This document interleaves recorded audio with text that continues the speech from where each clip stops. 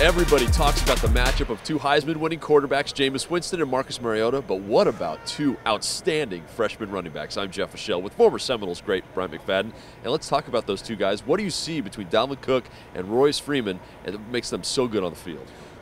They're splash players. You think about Royce, you think about Dalvin. Looking at their average yards per carry, these guys have done a phenomenal job at being able to take small carries and make them into huge carries. They're very, very comparable guys. You know, it's kind of hard to find differences in their games because both guys can take out of the backfield anything. They can catch the ball very, very well. They can make guys miss. And I think when you think about young running backs, the difference between Royce and I say Dalvin, I think Dalvin may be a better blitz pickup.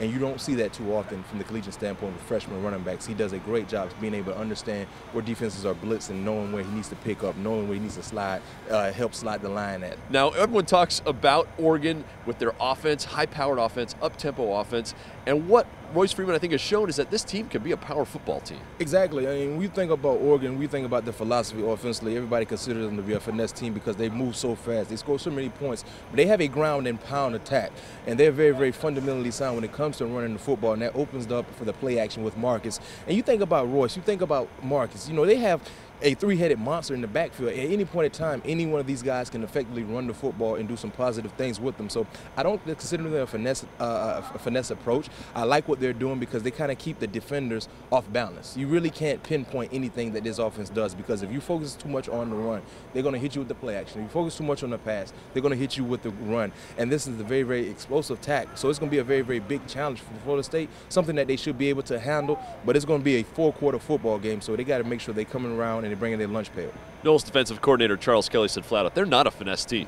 Exactly. They're a power football team. They led the Pac-12 in rushing this year, and this could be a tough matchup for FSU. Yes, they're getting healthy on the defensive line, but they've also given up 160 yards a game on the ground. Yeah, unfortunately, it has been kind of an unstable standpoint from the defensive line standpoint and the defense as a whole with the rushing attack. We saw what Boston College was able to do. We saw what Georgia Tech was able to do. They had a huge impact at getting positive yardage, but one bright spot for Florida State is they're starting to get some of their key defensive linemen back into the fold. This line as a whole is starting to be healthy, and I think that's going to be a huge plus. Being able to rotate new bodies in, fresh bodies that understand what they need to do, making sure that their gap sound, playing with the right gap integrity. So that's going to be a huge plus because we haven't seen Florida State play with a healthy defense maybe since week 2. So we have grown accustomed to seeing them play with new bodies into the lineup. A lot of young players that are not understanding their responsibilities. So with them having a healthy core into the fold, that should help them out when it comes to stopping the run. Hey, another win. They end up in Dallas in the national championship game this first year for a college football playoff.